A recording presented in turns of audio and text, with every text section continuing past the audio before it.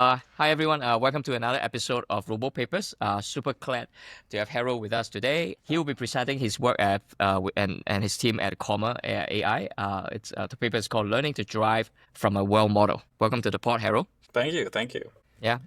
Maybe as a start, if you could share a little bit about yourself. I read on your tweet that you've been working on this problem basically for 7 or 8 years. So yeah, could you walk us through your journey a little bit and maybe the motivation to this paper? Yeah, sure. So I lead the autonomy team at Comma, and Comma's been around for almost 10 years now, and we've always been kind of founded on this idea of learning methods that scale well with compute and scale well with data are kind of the best long-term strategy to solve any robotics problem, and also kind of a really interesting thing to work on in this kind of future where we switch to more and more things being automated. Self-driving, I think, is a really exciting problem to try a lot of these methods on because partial autonomy is useful. People are willing to pay money for it, so it means you can make products in the meantime. And so we've kind of been starting from that, working on that since the beginning.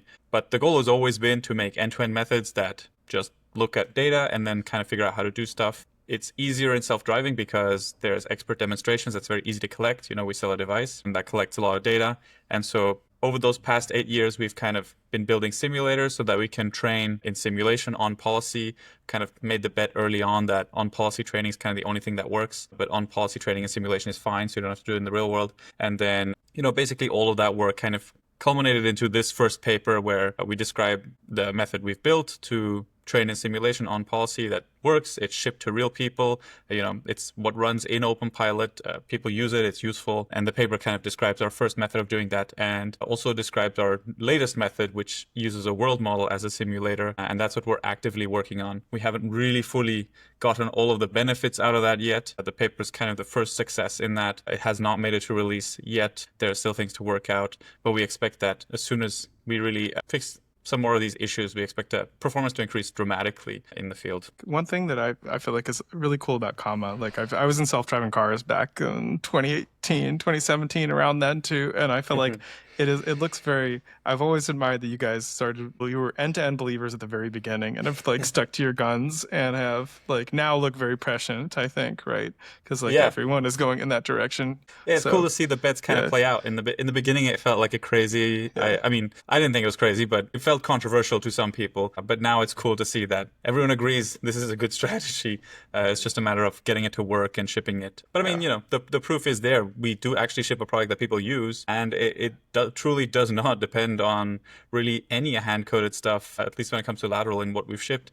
And it's reliable. It reliably stays between lane lines, despite the fact that it's never told to do anything like that. Yeah, so maybe even before we dive into the papers, and for those who don't actually know too much about Comma, I think it would be helpful if you can maybe share screen and show the actual product, right? You mentioned it's easy to like collect data for driving, but I think what you guys have done, like just on the data collection part, is non-trivial. So I think, in fact, today I just sat in someone's car and actually he has one of the Commas, so really cool.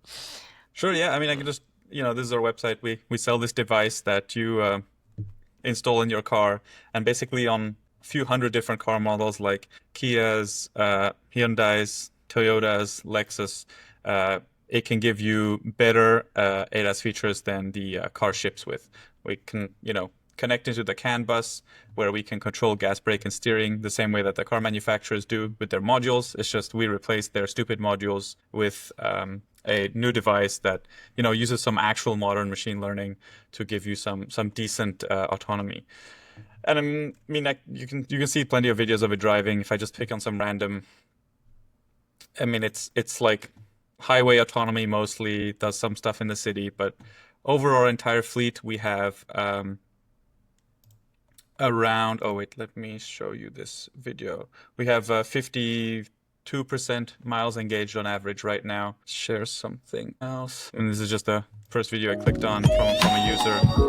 But yeah, we have a little over 50% of miles driven of people that buy our product are driven by OpenPilot. So it gives you kind of an idea of how much people use it. I'm curious, I imagine it's a non-trivial thing to have one single device that plug into so many different car make. Have there been hardware standards that they have formed around these different car makes so that allows you to do that? Or is that so? Yeah, there's definitely no standardization whatsoever. It is a pretty difficult project to reverse engineer all the APIs that these cars have. The community helps in this. We don't port most of the cars anymore that get added to the fleet.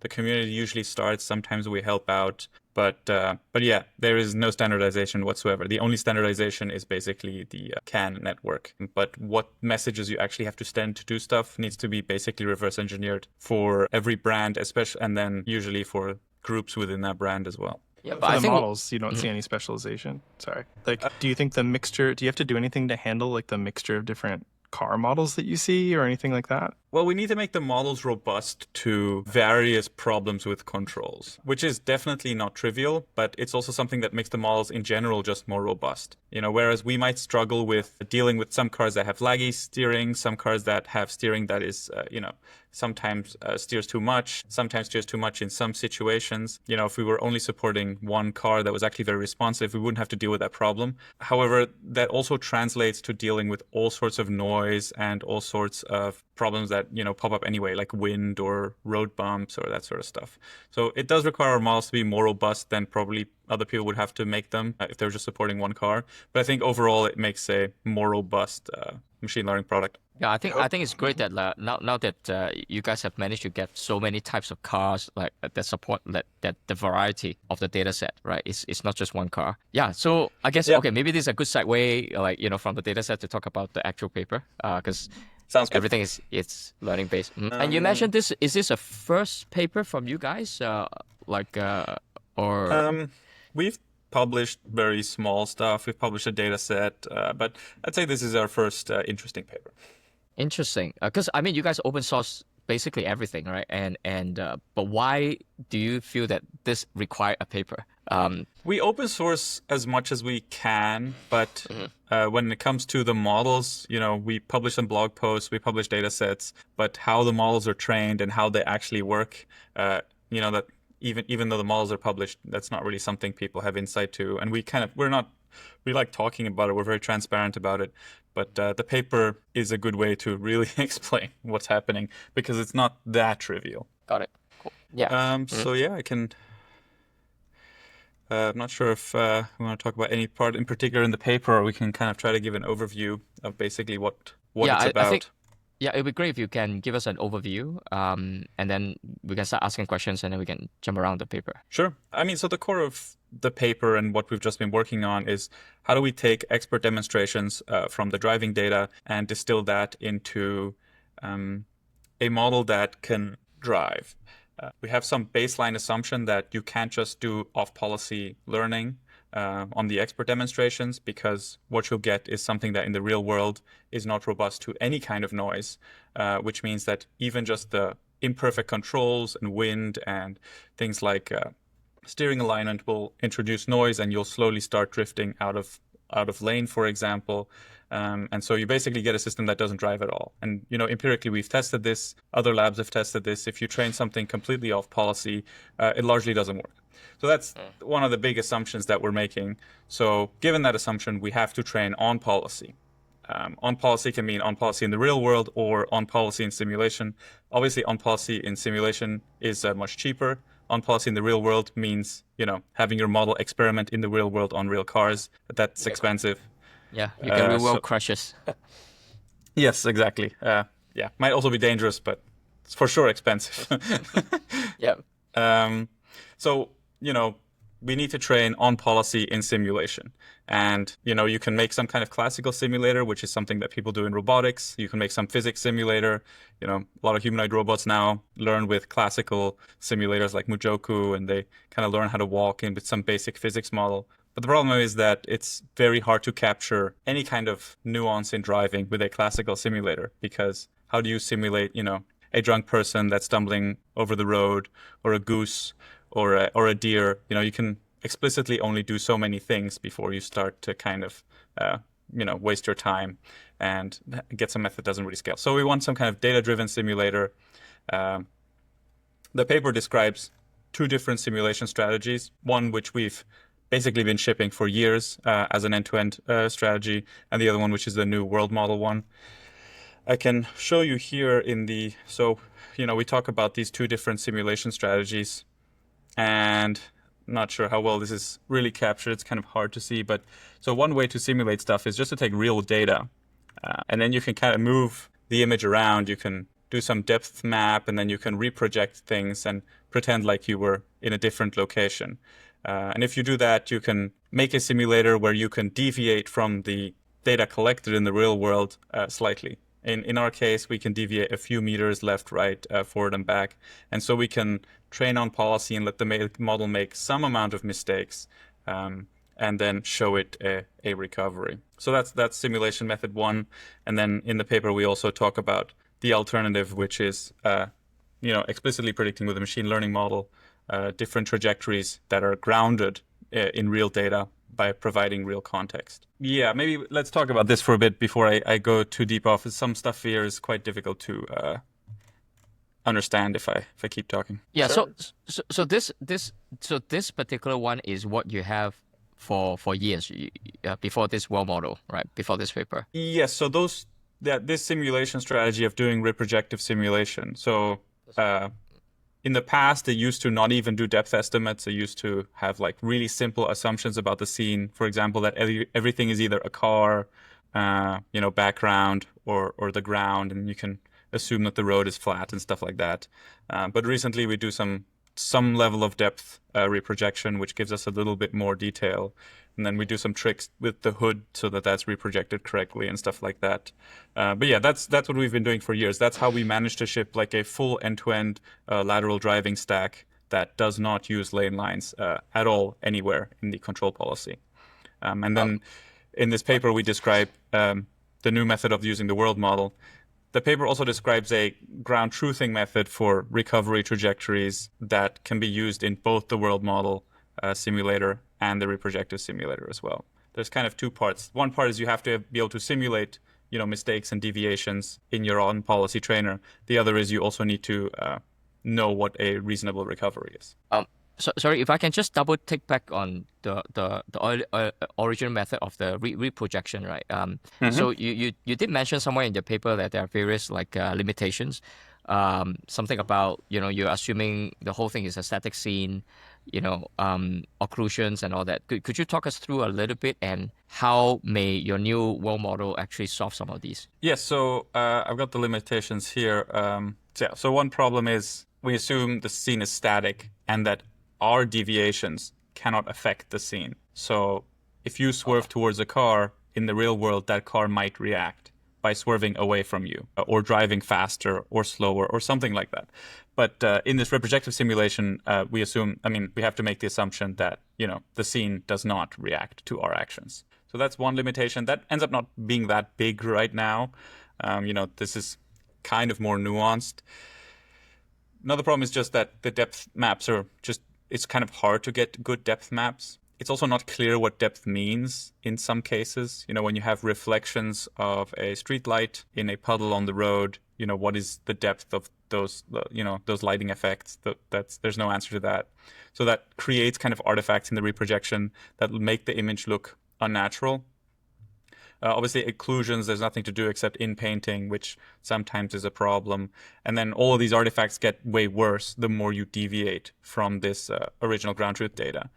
And the biggest problem with all these artifacts is the artifacts themselves may not be that big of a problem if they were completely uncorrelated with anything. But they are correlated with the deviation from the original trajectory, which means if you have a model training in that simulator, it can extract the original driving trajectory from the artifacts if the artifacts are bad enough. And given that that's our ground truth for what is a good driving trajectory, because our assumption is that the human driving trajectory, was desirable, that means the models effectively cheat. They see these artifacts, they derive where a car originally was, and so they learning the artifacts instead of learning the actual driving policy of you shouldn't be close to a barrier or a parked car or stuff like that. Got it. So it seems like everything is set up for world model being a better approach. But what took you guys took quite a while before you start exploring? Is it because you just need more data, or is there some other innovations that need to happen before you guys start actually experimenting with world models? So I haven't addressed a big part of this paper yet either, which is how we give ground truth for what is a desirable trajectory. in the reprojective simulator, what we did until recently is we knew where the human trajectory was, and we used, traditional planning and control, which is MPC, to say, find some smooth way to get from where you are back to that human trajectory that we know is, fine. And that's like pretty straightforward. However, once we really start thinking about world models and simulations that can deviate from the original context, we can't do that anymore, because let's say you deviate to the right in some simulation. Like if we take this case, for example, you're just driving and then you deviate strongly to the right, the world model may imagine a pothole, which would make the scene more consistent of why we deviated to the right. Now, if we would use the original ground truthing method of, you should try with MPC to get as back to the center of the lane as soon as possible, now this conflicts with the inputs of what the model's seeing, because it's now imagined this pothole that wasn't there in the original data. So we need to find some way to provide some driving policy ground truth that recovers from deviations, but is also consistent with what the world model is imagining. And so the way we do this in this paper and what we've been working on is, see if there's a graph here that makes this clear. I mean, maybe this is the most clear graph, is we anchor the simulation not only to an original context of real data, but also to a future of real data. So let's say we have 3 seconds of context, we have 3 seconds of future that we're anchoring to, and then we have, let's say, 10 seconds in between of actual simulation. All we're asking then, we can ask the world model then is, not only what is the next probable frame given this existing context and this future anchoring, but also what is a reasonable way to get back to that future anchoring. So then we can essentially have the model directly predict recovery trajectories without needing to use MPC or any kind of classical control.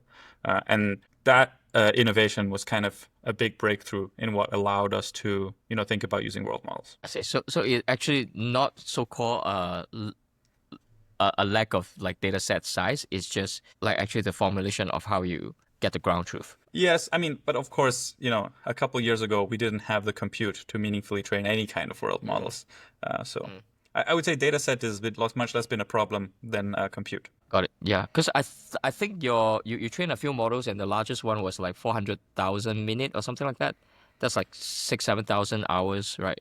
I think is something like that. Yes, and I mean, we haven't been putting that much effort into collecting more data. I mean, we have 10,000 users on average driving probably 30 minutes to an hour a day. Like there is plenty of data available. We haven't put that much effort into it. It's not been a bottleneck. Now with the world models, they scale with data much better. So we're putting more effort into this. But in the past, that's not been a huge bottleneck. Cool. Yeah, so maybe you can get back to the whole setup of world model again. So besides the ground truth, that's like the second part of the world model. Yeah, maybe this original plot here is probably the most the most explanatory. I can just walk through this and see if we're all on the same page. So basically, we have some context of real data, which is of course important if we want to capture the full diversity. And then we can have some policy that predicts some action, which in our case is curvature and acceleration. And then we can tell the world model, given this curvature and acceleration that's been commanded, what is the next most likely image. And so then we predict another image, and then, we can kind of roll out the simulation like that. And the world model always gets in this future anchoring context, which is just a bunch of images at some point in the future. That kind of constrains it. And that also allows us to ask the world model not only what is the next most likely frame, but what is the most likely trajectory, like in 3D space, in meters, to get from wherever you are now in the simulation back to that future that the human ended up in. And that's what gives recovery. So that means that during a simulation, if we introduce noise, that recovery trajectory from the world model will always kind of bring you back to the desirable human trajectory. I think maybe I can show this in the meantime on this on the blog post, because that's the kind of most clear way of showing this. Yeah, this is a really interesting paper. I'm trying to wrap my head around what role the world model's actually like playing here still, because I feel like it feels like you're training it on the same data that you have access to as far as supervised. I guess is the issue that the data that you get isn't good enough from your users, or is it Like, why do I basically? What role is the? I don't know. This isn't a very well posed question. I'm sorry. But are you saying that? Right. I mean, we can train off policy on the data with the human demonstrations. Right. But I mean, that is kind of our core assumptions. I can try to explain, I guess, intuitively why I think that's can never work. But so just in case this demonstration helps of what the world model does here, you can kind of see how you can deviate during the simulation, and then the world model predicts this recovery trajectory.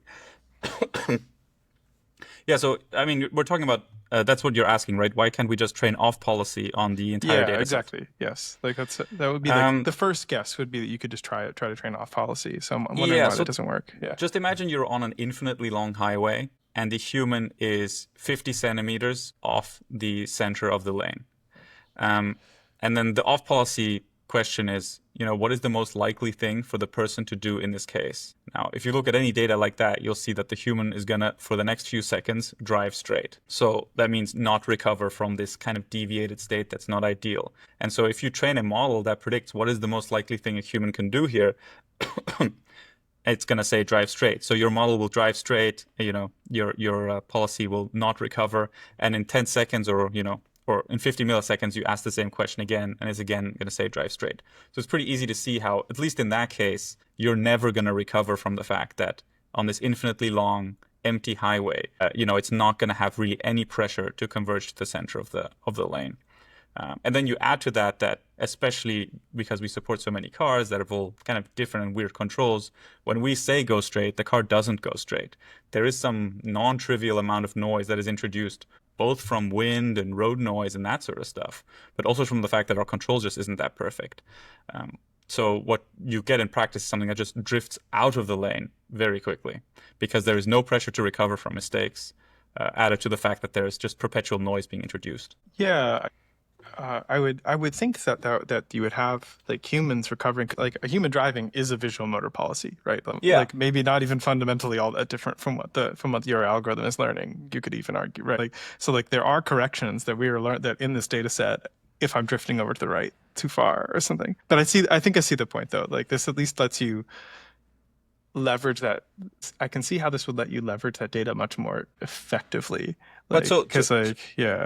I think I can say some more things that make maybe more clear is sure there is in our data set enough recovery trajectories that go from this deviated state to the center. But finding that would require a filtering algorithm that is likely, just as complicated as whatever it is we're doing, because we're trying to answer this question of which behaviors are recoveries.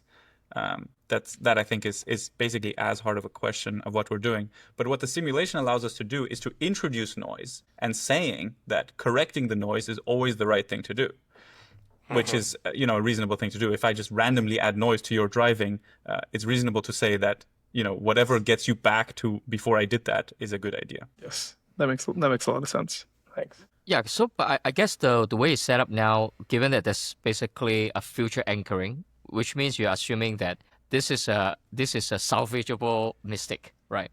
Mm-hmm. I was wondering if so does it mean that right now the world model that you set up in this paper, basically you can't just tell the model, hey, what if I just completely swerve to the left and I should bang and then the whole thing should be black color? That's the end of the simulation. Yeah, I mean, I think that the way you put it is good. We were just assuming all mistakes were salvageable. As soon as you kind of go, I guess, off the map or whatever you want to call it, like the simulation's kind of just over. I guess my bigger even question is it even possible to train a world model using basically, because I imagine nearly 100% of the data that's collected in the real world are, basically salvageable thing. But then maybe the most worth it to like the biggest I think like you mentioned, the biggest benefit of having something like a world model is that you can just simulate things, right? If there's a crash, that'll be the best, right? Like simulate all kinds of crashes. Right. But if it's not inside the training data, can you train a world model to give you that kind of, because that's the biggest benefit, right? Isn't it? I mean, yeah, I think it's reasonable to say that without any crashes or without enough crashes being in the data set, you can't explicitly simulate driving directly into a wall. But I think it's not that relevant for us because almost all things like crashes require getting close to crashes. which is something that's plenty in the data set. There's, tens of thousands of cases in our data set of getting very close to something right before you crash. And I think it's like it's a very clear continuum, and we don't need to simulate crashes to avoid crashes. Got it. I see. Yeah. So long it doesn't crash, there is the future anchoring because it's salvageable ultimately. And then, okay, I see. I mean, effectively what happens is because of the future anchoring, if you give it actions that put you in a simulated space that is incompatible with the future anchoring, you're kind of breaking the rollout. Like an assumption here that we're making is that the actions you're putting in have to be somewhat compatible with the future. Otherwise, you're giving inputs to the model that are just inconsistent. Got it. All right. Sorry, I have to run. This is really cool Yeah, no stuff. worries. This is awesome. Yeah. Sorry. Nice talking to you. Yeah. Yeah, bye. see you, Chris. Yeah. See ya.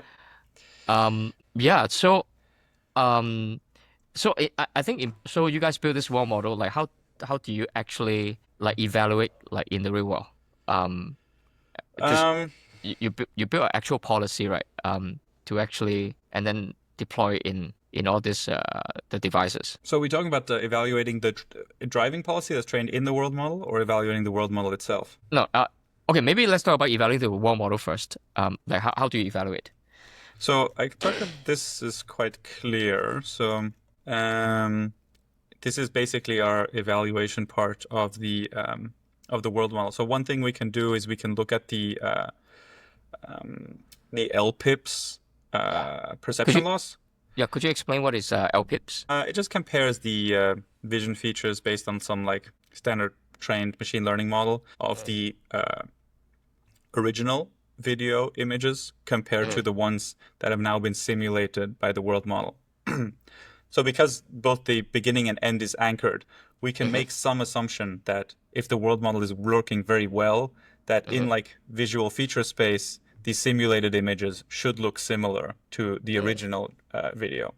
And so that's what this loss shows. And you can see that at frame 10, which is when it starts simulating and starting the simulation, the loss is very low. And then as it gets closer to the end of the rollout, because it's further away from both the context and the anchoring, the quality gets worse. And then as we get back again to the anchoring, the quality gets better again. I see. But just to put a time to it, so 10 is like 2 seconds, is it? Like Yeah, this is 5 FPS. Yeah. So in this case, there's 2 seconds of context, 1 second of anchoring, and then 7 seconds of simulation. Got it. I see. So what this chart is showing is that eventually it will still come back to the last 1 second after 7 seconds. Yes, like the images get a little bit closer to reality again. Yes. I see. And then we can do the same thing for all these models. Take in and output also motion. So 6 degrees of freedom, position, and orientation rates. And you can see we can plot those errors too. And it's a bit noisier, but you can kind of see a somewhat similar pattern. But the most interesting evaluation method is if we start a simulation, we can then give in actions that take you to the left. So in this case, we try to get to a 50 centimeter deviation, both the left and right, and then let the world model recover back to the anchoring at the end. And so if the world model is perfect, it should track exactly that 50 centimeter deviation. But the world model doesn't perfectly listen to what it's told. So it's somewhere, somewhere between not doing anything different and this desired 50 centimeters.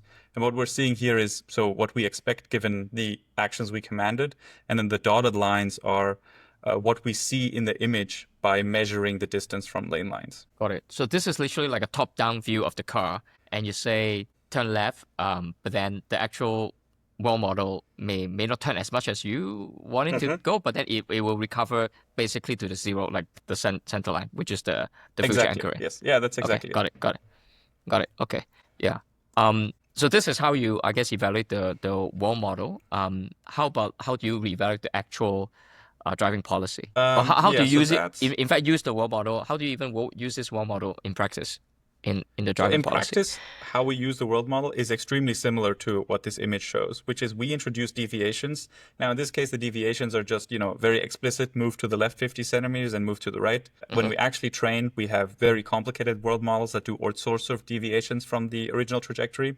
But in principle, it's this. So we introduce some deviations, and then we ask the world model what is a normal trajectory to get back, or a human-like trajectory to get back to that future, and then we teach the policy model to mimic that world model prediction. So this image is really very representative of how that works. It's just the noise models are much more nuanced than just go left and go right. I see. So when you say you do this on policy and in simulation, that means in world model, you basically train the driving policy to learn how to basically get back to Yes, exactly. to the center lane. I see. Exactly. Got Yes. it. And I mean, center lane is an example here, and this obviously it's end to end, so it doesn't depend on anything to do with lane lines. sure. Yeah, it could be turn left, but then so long it go back to. I Yeah, see. exactly. Just any deviation from the original trajectory. I see. And so it sounds like because this is on policy because you kind of have full control on the environment and I guess the state and you can observe the action as well. So therefore you can actually let the RL do its thing. Yes, I mean it's not RL in this case, but yes. But yes, the policy that we're training in this world model simulation, gets to act and is exposed to its own mistakes. And yes, we could do RL, but every time we try RL, it doesn't work. Okay. Wait. So how is this policy? How is this being trained? You mentioned it's not RL. Oh yeah, so it's just so the world model describes a trajectory, which in this case would be this trajectory. We just try to mimic that trajectory with like a negative log likelihood regression loss. I guess. Okay, got it. And then we just execute that trajectory as an action. I see. Okay, so now you train hopefully a better driving policy, and how does it actually perform in the real world? Yeah, so once we've done that, then we can I can show you some. So one of the beautiful things about end-to-end is your test suite doesn't need to be that comprehensive, because as long as you made good end-to-end training strategies, if any subset of the behaviors work as the way you want, you can have some expectation that the rest will work too, because you didn't do anything behaviorally specific during training. So if you're if you train, this model completely end to end, and you observe that it stays in the center of a lane on a normal simple road, if you did things correctly, you could expect that all the other behaviors are also learned relatively well. So we have a pretty simple test suite that we just run in many different ways. And here's one example: it's just a turn on a super simple simulation where we just initialize the model in many different states and see does it converge to the same place in the lane every time. So if we train off policy, I don't think we have those plots, but when we train off policy, it would not do that. It would basically just stay wherever you initialized it. And then if you introduced noise, it would drift out of the lane entirely. So this kind of shows one desirable behavior is wherever you start the simulation, in a few seconds, it converges to the same place every time. So that's one test. Then we have some tests that, initiate lane changes. And I mean, we have, let's say, a few dozen of these types of tests, and then a few hundred metrics that we look at. Actually, if you're interested, I could show you those look like in detail too. Right here. Oh, I keep getting lost in the screen sharing. No worries. Yeah, I can always cut this part out, so it will still look like a smooth podcast. No worries. Yeah. But yeah, so this is a bit more detailed than the paper, but this is, we have all these kind of metrics that look at, what is the error in turns when we, run simulations, how is the speed prediction, and some of these tests are also on policy in different types of simulation. Some of them are in classical simulation, some of them are in these reprojective simulation. If we train in the world model simulator and test in the reprojective simulator, we can get a lot of ideas. And this is a test that shows left and right turns. Does it kind of always, is there any bias during turns to cut turns or something like that? So we just have all of these kind of different metrics that we run in various simulations. and that kind of gives us some idea of how the model will perform. And we have some more tests here. Yeah, we have all these kind of different recovery trajectories where we initialize in different simulations in different locations and see how quickly it converges to the center of the lane. We have the same for turns and different speeds and all this sort of stuff. But you also test this actually, just now on the paper, you have this small table where you have the engage percentage. Those are actual real, could you explain like the engage percentage, like what are these? Like how do you infer this? Sure. Yeah, so basically that's our, offline valuation strategies. That's how we decide whether, we think something is good to actually drive on in the real world. We include this in the paper of what the performance in the field actually is, but that's not something that we would use to evaluate whether something good or not. I mean, that's not an efficient way to develop. This is just a kind of last point proof that it kind of worked. So we had the model that was trained with the world model in our master branch of OpenPilot for a few months. And so we just looked at the engagement data just to kind of prove that, this was something that was useful, that people were voluntarily using and was driving significant part of their commutes. So in this case, it's 52% of miles engaged for... Could you explain a little bit like what is engaged by distance or engaged by time? I mean, OpenPilot can be either engage or disengage. Engage means it's doing everything, gas, steering, and brake. And then disengage is you driving. There's kind of not really much in between. So this is just saying that for the average user that has the device installed and is running OpenPilot, 52% of their distance of driving in miles is driven with OpenPilot doing the gas, steering, and the brake. And the distance percentage is much higher than time because people are more likely to engage on the highway. Got it. But even by time, it is still, it is still, I guess, a 2% bump, right? At least. Yeah, but it's unclear if we can draw too many conclusions from this. I mean, I think at most we can say that it's comparable, as in it both works. This is kind of a small difference. I mean, there's only a few hundred users. Not sure we should draw too many conclusions from that. Got it. Oh, I mean, it's 40,000, trips. It's, I think. Yeah, it's not a trivial amount of data. But, there's also some effect of when we ship, a new exciting type of strategy, people are more inclined to try it. I just don't want to draw too many conclusions from this. I think it's fair to say that both strategies make a useful ADAS product that people want to use. Yeah, I guess the biggest thing, maybe especially for autonomous like research, is like you can do a lot of things in color and then I guess like what's that, meta drive, like places like this simulation. But nothing beats just deploying in real world scenario. Let the humans tell you, whether they like it or not, right? Yes. Yes, I think it's very easy to even unintentionally fool yourself that something is good or bad, but users, especially paying users, are, I think, brutally honest critics of how good something is. And I've also learned they're very difficult to fool. Yeah, for sure. But I imagine like many of your, the community that actually, what would you say, like what, these folks who buy, the combo device, are they really buying it because they think it's a way better system than, let's say, the one that come with the car? Or are they also, the builder type that they want to contribute, like, to what you guys are doing? I would say the vast majority is the former. There's definitely some people that are just excited to, to try it out and to develop and to work on it. But I think, the vast majority of our users, probably 90+%, just uses it and doesn't really do much beyond that. I think if you commute a lot, it really is worth it. It makes a really big difference if you spend a decent amount of time on the highway. Yeah.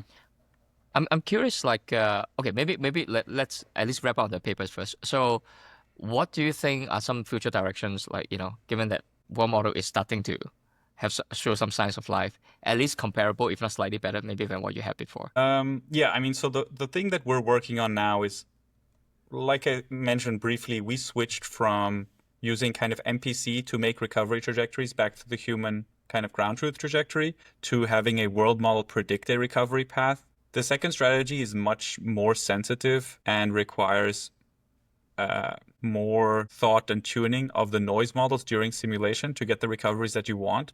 And that's something that we're kind of struggling with right now. So explicitly, one of the problems we have is that some cars have really bad controls.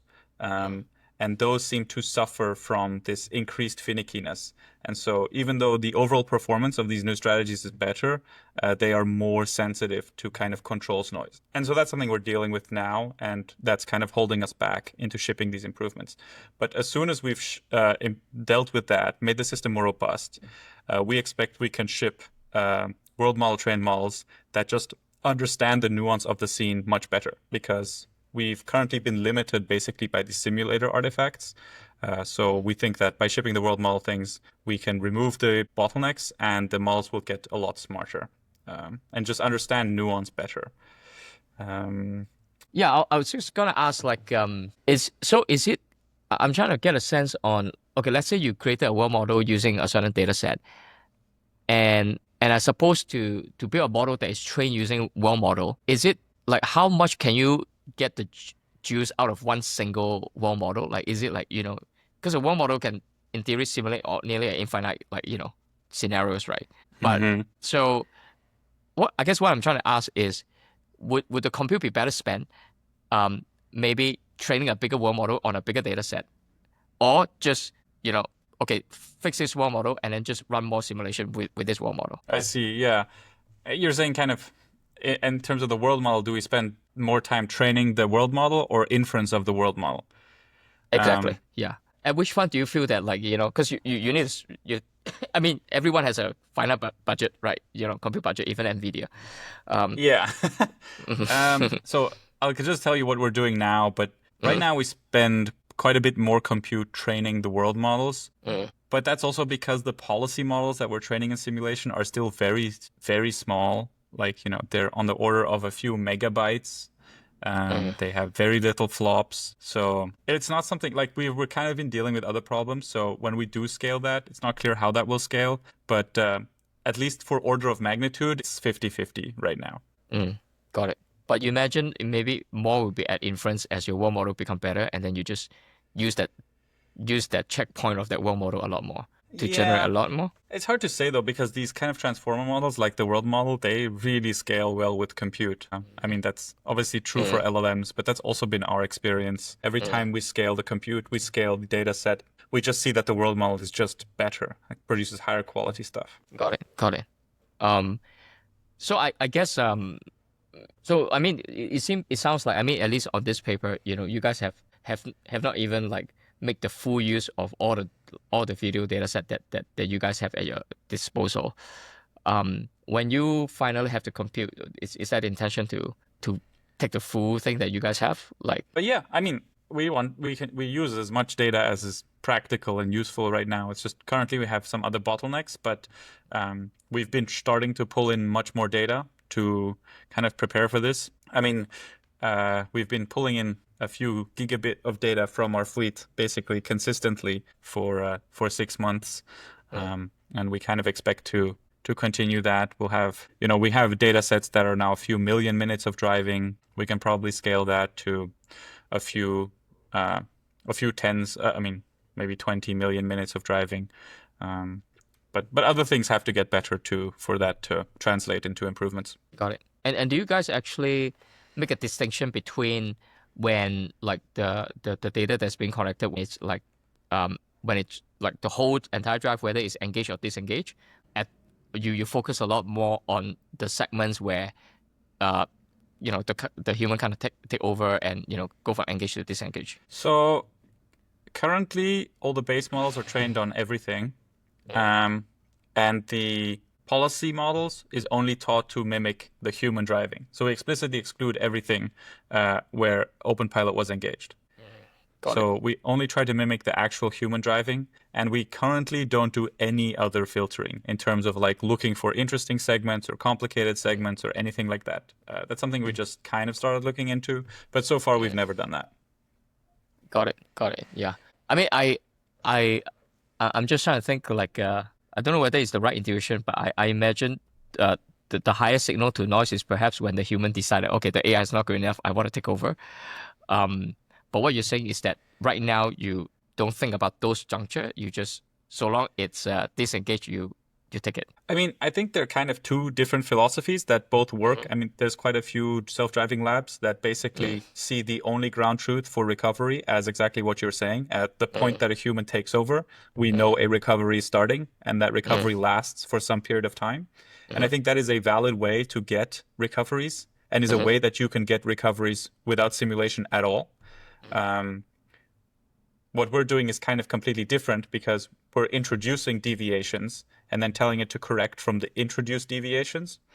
I think there are two valid methods to generate recovery trajectories to train on. Probably in the future, we will use both to some extent. But right now, we fully focused on this simulated deviation and recovery. And we know there's way, way more we can do with this strategy. So we're not really spending much time on the other side. Got it. But yeah, I think it's a completely valid way. I mean, many labs have done this and with quite some success. And I think that works even to some extent entirely off policy, because you are basically guaranteed that when the human takes over, they're starting at least some level of recovery. Got it. Yeah. Yeah. But anyway, I mean, thank you so much for sharing your work. Thank I you. think increasingly, yeah, a lot of these are very, very close source. So it's rare to have something like this on open. But maybe, along that same line, like I wonder if you can share your view on, I mean, not that many people are doing end to end. I guess Tesla is one. I think Wave is probably also doing something similar. How do you think Comma approach is different? Obviously, your ethos are different. You open source a lot of things. But beyond that, is there anything that you think Comma is doing a bit differently, and what are some philosophy behind it? I mean, I think there's a lot of overlap in our strategies. I think probably the biggest difference is that we really try to stay grounded in what ML innovations can make people's experience using, our product better, in terms that they like using it more, that more people are inclined to buy it.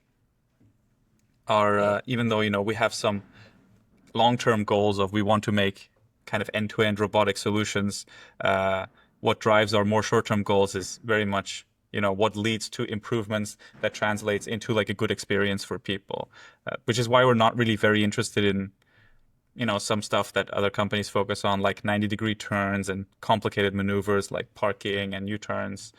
I think there's a lot of value still to be extracted in terms of just autopilot level functionality that you can get by having smarter models that were trained with modern machine learning strategies, like on policy and simulation. And even with RL, I think RL innovations can make a better ADAS product. I think people get too easily distracted to have something that drives you from point A to point B, but they think there's a lot of usefulness you can get out of intelligence, even when you're just building a co-pilot / autopilot type system. Yeah, and I mean, it sounds like if going to your earlier point about the users, majority of the users are doing it not because they're geeks, they just think it's a better product. And you guys are open source a lot of your stack.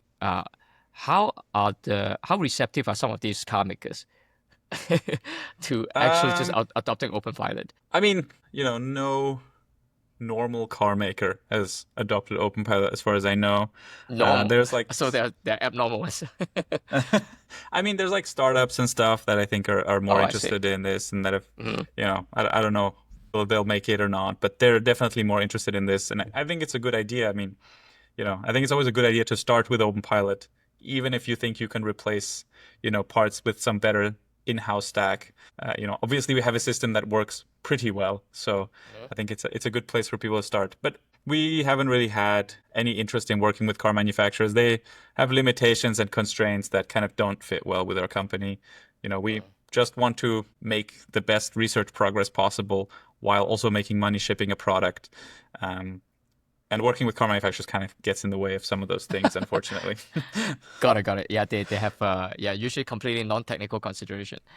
Yeah, but anyway, I mean, first of all, thank you so much for your time, and more importantly, thank you for even writing this paper.